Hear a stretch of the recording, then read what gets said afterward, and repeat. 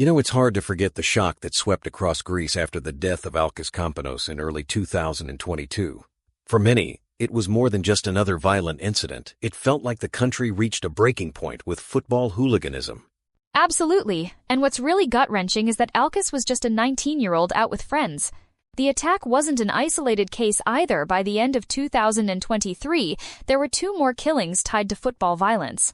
There's a real sense of fear and frustration, especially since these weren't even people actively involved in hooligan acts. It's wild to think that before 1980, violence at Greek stadiums was pretty rare. But since then, things escalated.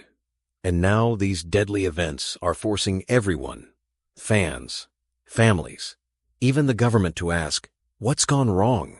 Why can't we stop this?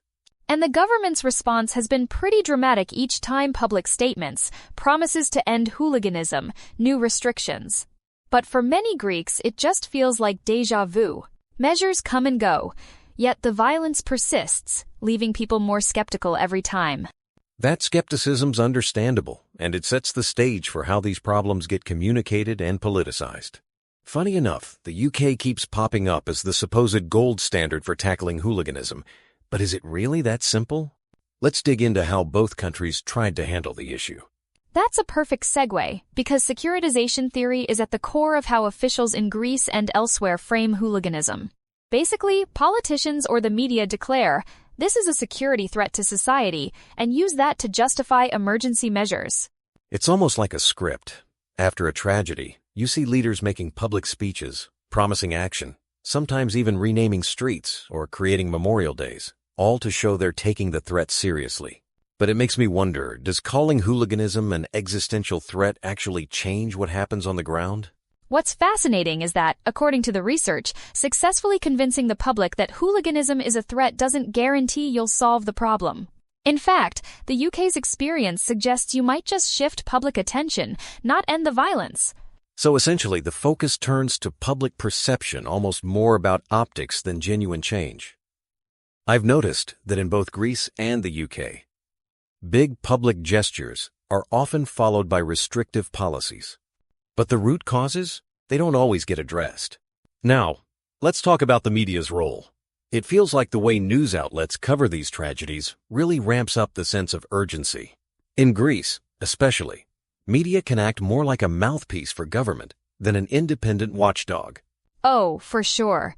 In fact, the study points out something called media capture, where powerful interests, including club owners and politicians, directly influence what gets reported.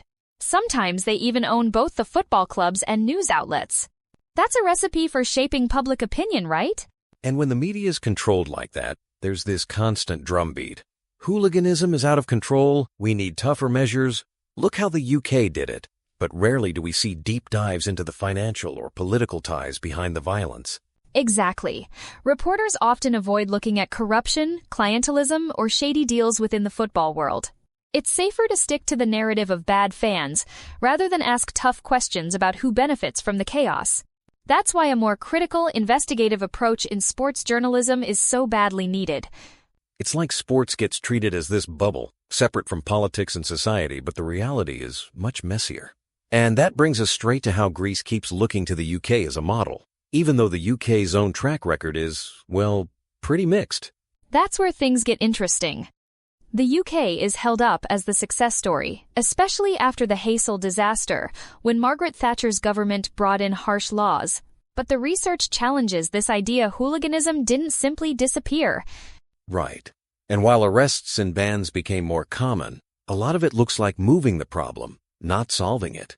For example, violence dropped at Premier League matches, but there's evidence it just shifted to lower league games or different settings. And some of the measures, like banning orders or sharing fans' information with foreign authorities, really push the limits on civil liberties. In some cases, people are punished without being convicted, all under the banner of security. What surprises me is how these policies often get more attention than their actual impact. The UK's public image improved, but the deeper questions about why hooliganism happens, or how to address underlying social tensions, sometimes get swept under the rug. That's the tricky part. Securitizing the issue grabs headlines and justifies big moves, but it can also stigmatize groups and ignore what's fueling the violence. Greece risks repeating these same missteps, especially if it focuses more on tough talk than real solutions. Given all this, it's clear that simply declaring hooliganism an existential threat and rolling out restrictions isn't enough. What do you think needs to change if Greece and other countries really want to get a grip on this problem?